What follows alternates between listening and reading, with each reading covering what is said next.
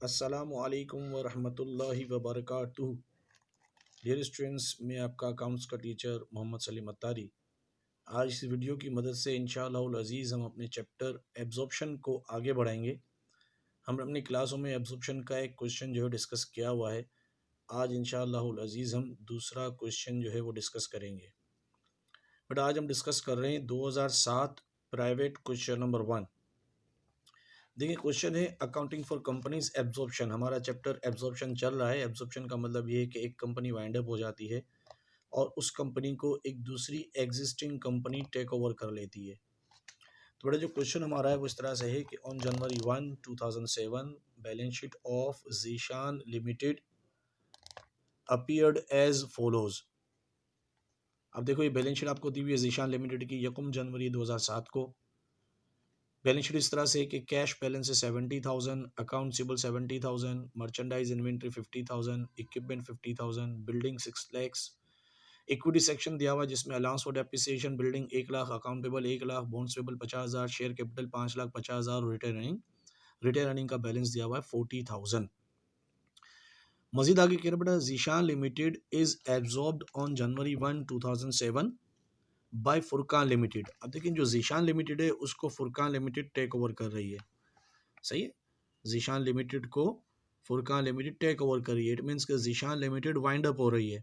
तो ये आपकी हो जाएगी एब्जॉर्ब्ड कंपनी। ठीक है, मैंने आपकी बेसिक क्लासों में समझाया हुआ है कि जो कंपनी टेक ओवर होती है, वाइंड अप होती है, वो एब्जॉर्ब्ड कंपनी होती है। और दूसरी कंपनी जो है फुरकान लिमिटेड, वो जीशान लिमिटेड को टेक ओवर कर रही है। तो जो कंपनी टेक ओवर करने वाली होती है वो एब्जॉर्बिंग कंपनी कहलाती है। तो इसका मतलब हुआ कि Zeeshan limited is absorbed bye Furqan limited. Zeeshan limited is absorbed company and Furqan limited is absorbing company.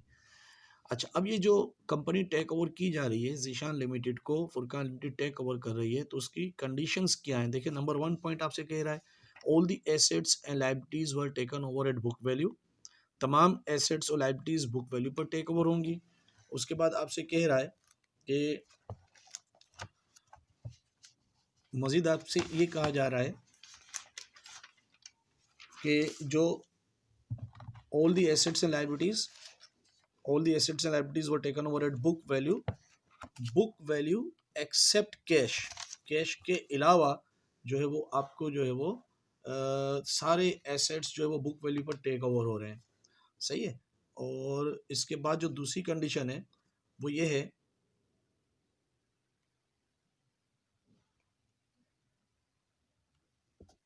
दूसरी दूसरी कंडीशन ये दे रहा है कि share holders will get 60,000 shares of ₹10 each in Furqan limited. देखो, हमें कह रहे हैं कि शेयर होल्डर्स, किस कंपनी के शेयर होल्डर्स? जीशान लिमिटेड के शेयर होल्डर्स, जो कंपनी एब्जॉर्ब्ड हो रही है उसके शेयर होल्डर्स को 60,000 शेयर्स 10 रुपये वाले दिए जाएंगे। और कौन देगा? फुरकान लिमिटेड देंगे। जो एब्जॉर्बिंग कंपनी है वो एब्जॉर्ब्ड कंपनी के शेयर होल्डर्स को 60,000 शेयर्स देगी 10 रुपये वाले।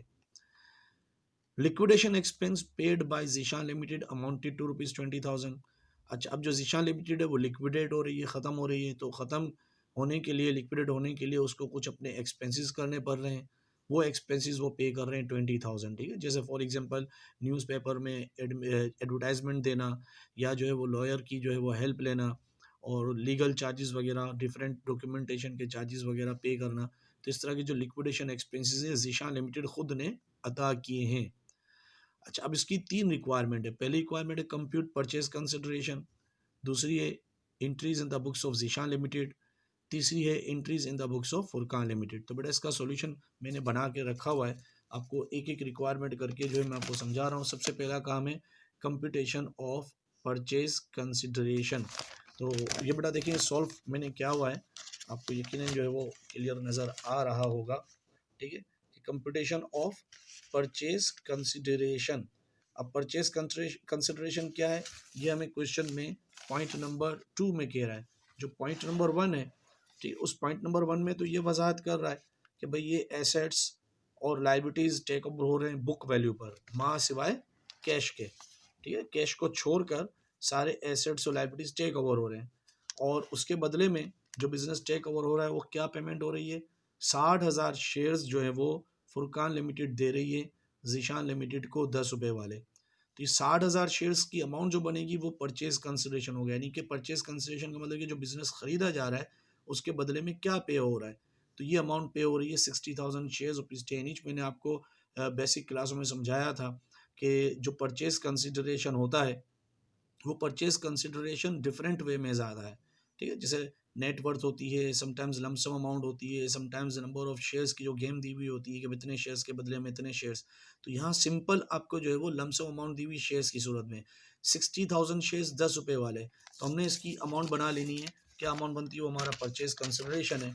जैसे कि आप देखें कि ये मैंने जो है वो सॉल्व बनाया हुआ है, राइट। इस सॉल्व में आपसे कह रहा है, लिखा हुआ है मैंने कि computation of purchase consideration, purchase consideration का कंप्यूटेशन हम कर रहे हैं और इसमें हम दे रहे हैं 60,000 शेयर्स दे रहे हैं 60,000, 10 रुपये इसकी प्राइस है, अमाउंट बनेगी इसकी 6 लाख। ये पहली रिक्वायरमेंट है, बड़ी सिंपल रिक्वायरमेंट है। इसके बाद जो दूसरी रिक्वायरमेंट है वो हमारी ये है कि जीशान लिमिटेड की हमें एंट्रीज़ बनानी है। तो बड़ा जीशान लिमिटेड इसकी हम एंट्री बना रहे हैं और एंट्रीज़ में सबसे पहला काम क्या होता है कि जो एसेट्स टेक ओवर हो रहे हैं, अब देखिए जो एसेट्स हैं वो कौन कौन से एसेट्स हैं, ठीक है। जो टेक ओवर हो रहे हैं वो एसेट्स हैं कैश को छोड़कर अकाउंटेबल, मर्चेंडाइज इन्वेंट्री, इक्विपमेंट और बिल्डिंग, ठीक है। कैश को छोड़कर ये आपके 4 एसेट से जो टेक ओवर हो रहे हैं। और ऑल लाइबिलिटीज में इक्विटी सेक्शन पर आपको कॉन्ट्रा एसेट मिल रहा है, allowance of depreciation, account payable liability है, बॉन्ड्स पेबल लाइबिलिटी है। तो ये लाइबिलिटीज टेक ओवर हो रही हैं। और अलाउंस ऑफ बेड डेट जो है, अलाउंस ऑफ डेप्रिसिएशन जो है, सॉरी, ये आपका कॉन्ट्रा एसेट अकाउंट है। जब एसेट टेक ओवर होगा तो इसका ये अलाउंस अकाउंट भी खुद ब खुद उसके साथ एडजस्ट होगा। अब हमारा काम क्या होता है, हमारा काम ये होता है कि सबसे पहले हम जीशान लिमिटेड की जब एंट्रीज़ बनाएंगे तो एंट्रीज़ में हम सबसे पहले जो एसेट्स टेक ओवर हो रहे हैं वो सारे क्लोज करेंगे। तो हमने पहली एंट्री बनाई हुई है, देखो क्लोज करने का जो तरीक़ाकार है वो क्या है। पहली एंट्री में हमने जो है वो ये काम किया हुआ है कि रियलाइजेशन अकाउंट डेबिट कर दिया है और जो बुक वैल्यूज़ यानी कि जो बैलेंस शीट में जो वैल्यूज़ लिखी हुई हैं, अकाउंटेबल, मर्चेंडाइज, इक्विपमेंट, बिल्डिंग, इन चारों अकाउंट्स को जो है वो हमने क्लोज कर दिया। क्लोज करने का तरीका ये कि एसेट्स हमेशा डेबिट रिकॉर्ड होते हैं, क्लोज करेंगे हम क्रेडिट रिकॉर्ड करेंगे और इसकी नरेशन लिख दी हमने, to record closed all assets take on over. तो पहली एंट्री में तो सारे एसेट्स जो टेक ओवर हुए वो क्लोज हो गए, सही है। उसके बाद दूसरी एंट्री में क्या करेंगे, जो लाइबिलिटीज टेक ओवर हो गई, ठीक है, जो लाइबिलिटीज अज्यूम्ड हुई हैं, राइट, उन लाइबिलिटीज को हम जो है वो क्लोज करेंगे। अब ये लाइबिलिटीज क्या हैं और उसके साथ कॉन्ट्रा एसेट, जगह एसेट आपका बिल्डिंग जो है वो टेक ओवर हो रहा है तो उसका कॉन्ट्रा एसेट भी हमने क्लोज करना है। तो जो लाइबिलिटीज अज्यूम हो गई वो लाइबिलिटीज भी हम दूसरी एंट्री में क्लोज करेंगे और अलाउंस फॉर डेप्रिसिएशन अकाउंट को भी क्लोज करेंगे। Allowance for depreciation, account payable, bonds payable, ये आपके जो है वो कौन से अकाउंट्स हैं, ये इक्विटी अकाउंट है और क्रेडिट रिकॉर्ड होते हैं। या एंट्री में इसको क्लोज करेंगे डेबिट और इन सब अकाउंट्स की जो अमाउंट है वो ट्रांसफर हो जाएगी into realisation account. Realisation account आपका रिकॉर्ड होगा credit, to record close all liabilities and contra asset account. अब देखिए बेटा, ये दो एंट्रियों को जो हम बना लेते हैं, ठीक है, पहली एंट्री में 7,70,000 के एसेट्स हैं, दूसरी एंट्री में लाइबिलिटीज और जो है वो आपकी कॉन्ट्रा एसेट अकाउंट है, ये 2,50,000 हैं। हम दो एंट्रियों का जब रिजल्ट निकालेंगे तो आंसर आ रहा है 5,20,000, 7,70,000 माइनस 2,50,000, आंसर आ रहा है 5,20,000। ये 5,20,000 बिजनेस की वर्थ है, नेट वर्थ, ठीक है। एसेट्स माइनस इक्विटीज, जो एसेट्स टेक ओवर हुए माइनस लाइबिलिटीज अज्यूम हो गई, माइनस कर दें, जो अमाउंट आएगी उसको हम कहें नेट वर्थ, यानी कि जीशान लिमिटेड जो अपना बिजनेस हैंड ओवर कर रहे हैं उसकी वर्थ 5,20,000 है।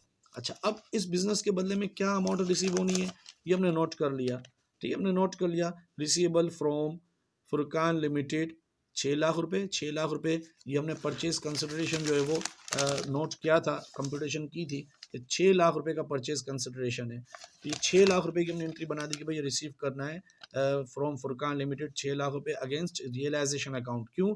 इसलिए कि सारे एसेट्स और लाइबिलिटीज हमने कौन से अकाउंट में ट्रांसफर कर दिए, रियलाइजेशन अकाउंट में, लिहाजा ये अमाउंट हमें रियलाइजेशन अकाउंट के बदले में रिसीव होगी। तो हमने नोट कर लिया कि भाई इतने पैसे हमें रिसीव होने हैं फ्रॉम फुरकान लिमिटेड। अच्छा, अब ये अमाउंट हमें चौथी एंट्री में क्या करना है, रिसीव करनी है।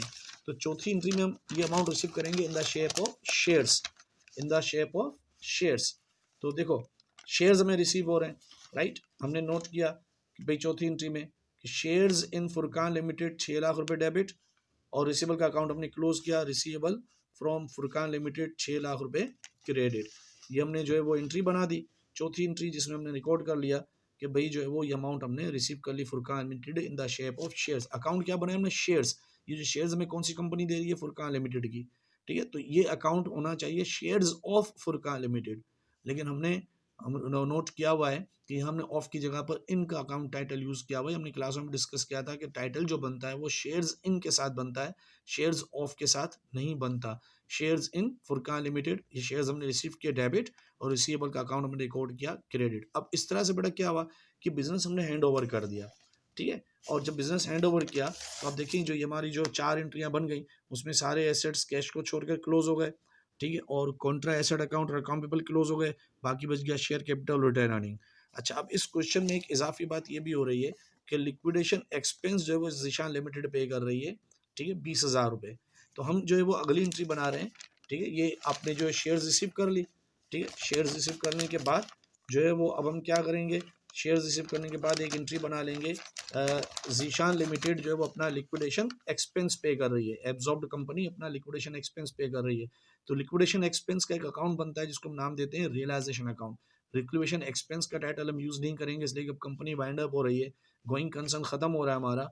जब गोइंग कंसर्न होता है हमारा तो उस वक्त जो है वो हम अपने तमाम एक्सपेंसेस रेवेन्यूज़ को रिकॉर्ड करते हैं, तमाम एसेट्स लायबिलिटीज़ को नॉर्मल वे में रिकॉर्ड करते हैं। लेकिन जब गोइंग कंसर्न कॉन्सेप्ट हमारा ख़त्म हो गया तो अब हमारी कंपनी ख़त्म हो रही है, लिहाजा हमारे जो एक्सपेंसेस हैं उन एक्सपेंसेस को हम अकाउंट टाइटल बना लेंगे realisation account. Realisation account debit, cash credit, ये 20,000 हमने लिक्विडेशन एक्सपेंस रिकॉर्ड किया। इसके बाद हमने क्या करना है कि हमारे जो शेयर होल्डर्स के अकाउंट्स हैं वो शेयर होल्डर्स के अकाउंट्स हमने क्लोज करने हैं। देखिए share capital 5.5 lakh, returning 4,40,000 sorry, और टोटल अमाउंट बनी 5,90,000, ये हमने ट्रांसफर कर दिया इनटू जो है वो शेयर होल्डर्स अकाउंट 5,90,000 रुपये। इसका मतलब हुआ कि हम ये बता रहे हैं कि हमें अपने शेयर होल्डर्स को 5,90,000 रुपये पे करने हैं, राइट। यानी कि जो ज़ीशान लिमिटेड है उसने जो फुरकान लिमिटेड से अमाउंट रिसीव की हुई है तो अब उसको अमाउंट अपने शेयर होल्डर्स को देनी है। तो ये एंट्री ये बता रही है कि हमें अपने शेयर होल्डर्स का जो क्लेम है बिजनेस में वो 5,90,000 रुपये निकलता है। अच्छा, 5,90,000 उनको हमने देने हैं, राइट। लेकिन हम ये देख रहे हैं कि जो लिक्विडेशन प्रोसेस हुआ उसमें हो सकता है कुछ प्रॉफिट हुआ हो सकता है कुछ लॉस हुआ हो। तो उसके लिए हमने क्या कर दिया कि ये शेयर होल्डर्स के अकाउंट्स को क्लोज करने के बाद हमने ये रियलाइजेशन का टी अकाउंट बना दिया। ठीक है, पहली एंट्री में 7,70,000 डेबिट है, दूसरी एंट्री में 2,50,000 क्रेडिट है। अभी हमने पहली डिस्कस किया था कि भाई पहली 2 एंट्री में जो हम एसेट्स और इक्विटीज क्लोज करते हैं तो इन 2 एंट्रियों का जो रिजल्ट आता है वो नेट वर्थ होता है। तो 7,70,000 माइनस 2,50,000, 5,20,000 ये नेट वर्थ है। उस नेट वर्थ के बदले में हमें कितने मिल रहे हैं? 6 लाख रुपए। ठीक है, 6 लाख रुपए परचेज कंसिडरेशन मिल रहा है। तो आप देखें कि 770 माइनस 250, 5,20,000 जो है वो आपका जो है वो नेट वर्थ है, और 6 लाख मिल रहे हैं, यानी कि 80,000 तो यहाँ फ़ायदा हो गया हमें पैसे वसूल करने में। लेकिन जो 20,000 रुपये लिक्विडेशन एक्सपेंस हुआ तो वो हमारे इस गेन को कम कर दिया। इस तरह से हमारा जो गेन आ रहा है वो 60,000 रुपये आ रहा है। ठीक है, यानी कि जो लिक्विडेशन प्रोसेस हुआ उसमें 60,000 रुपये। तो आपने ये टी अकाउंट बनाया, जब इंट्रियो में टी अकाउंट, जब इंट्रियो में रियलाइजेशन अकाउंट डेबिट था आपने डेबिट रिकॉर्ड किया, क्रेडिट था क्रेडिट रिकॉर्ड किया। क्रेडिट का टोटल है 8,50,000, डेबिट का टोटल है 7,90,000। आपने डेबिट और क्रेडिट का डिफरेंस निकाला तो क्रेडिट बैलेंस आ रहा है 60,000 रुपये, और रियलाइजेशन अकाउंट का जो क्रेडिट बैलेंस है वो हमेशा गेन को इंडिकेट करता है। तो ये गेन अब हमने क्या करना है? शेयर होल्डर्स को ट्रांसफर करना है। तो लिहाजा हमने 7वीं एंट्री बना ली, राइट, जिसमें हमने जो 60,000 रुपये जो गेन है वो गेन हमने शेयर होल्डर्स को ट्रांसफर किया। देखिए गेन रियलाइजेशन का क्रेडिट बैलेंस था, हमने उसको यहाँ डेबिट रिकॉर्ड किया, रियलाइजेशन अकाउंट डेबिट, और अमाउंट हमने ट्रांसफर कर दी into share holders account credit.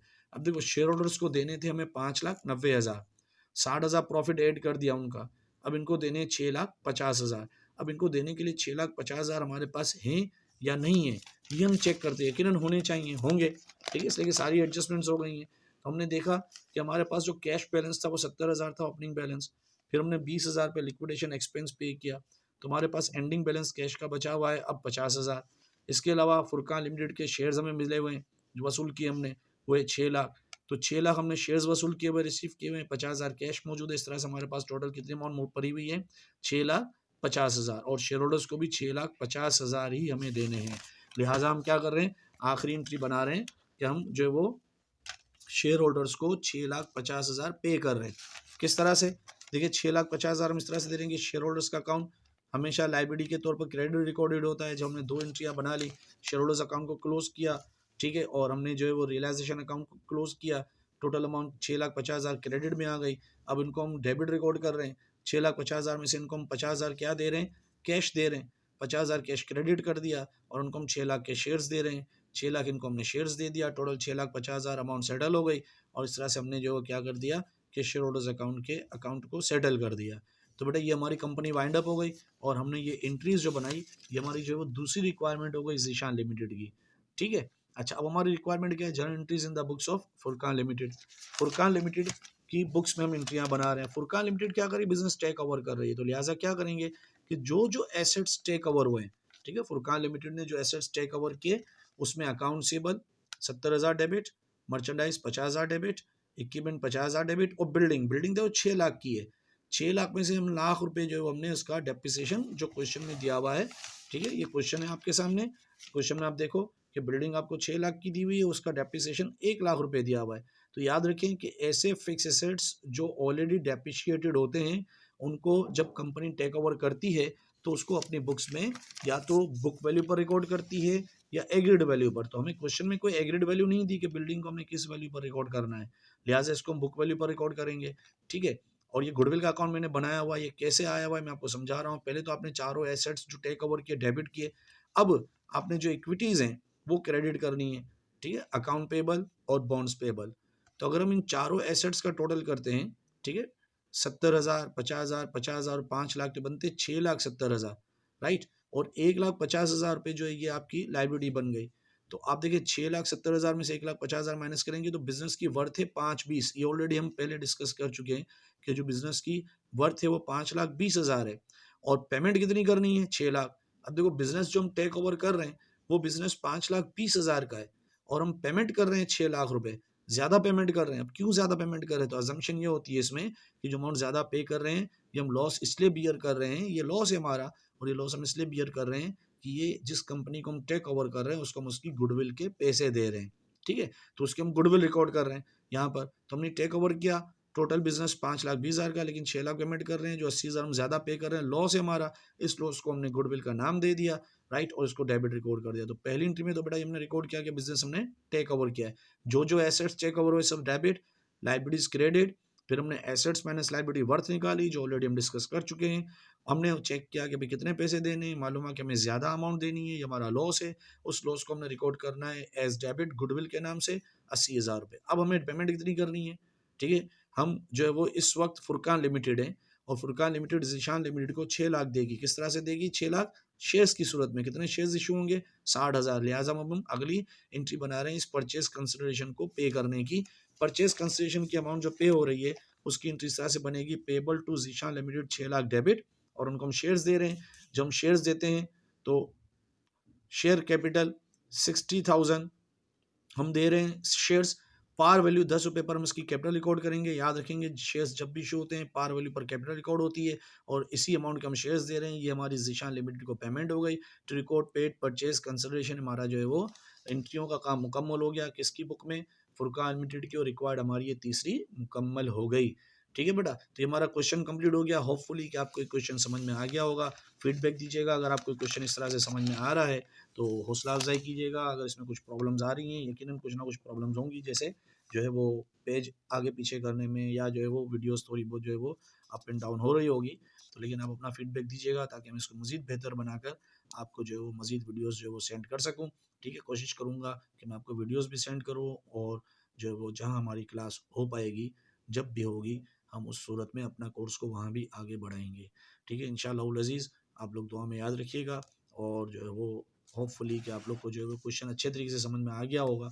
नहीं आया होगा तो मेरा व्हाट्सएप नंबर आप लोगों के पास है, जो जो प्रॉब्लम्स हैं वो आप उस व्हाट्सएप पर मैसेज करके पूछ सकते हैं, ठीक है बेटा। अगले क्लास में इंशाल्लाह हम मिलेंगे एक और क्वेश्चन के साथ, और उसमें हम एक मज़ीद जो है वो क्वेश्चन सॉल्व करेंगे, ठीक है, और कोशिश करेंगे कि उसको बेहतर अंदाज में आपको जो है वो वीडियो बनाकर प्रेजेंट करें इंशाअल्लाह अज़ीज़। अस्सलामु अलैकुम व रहमतुल्लाहि व बरकातुहू।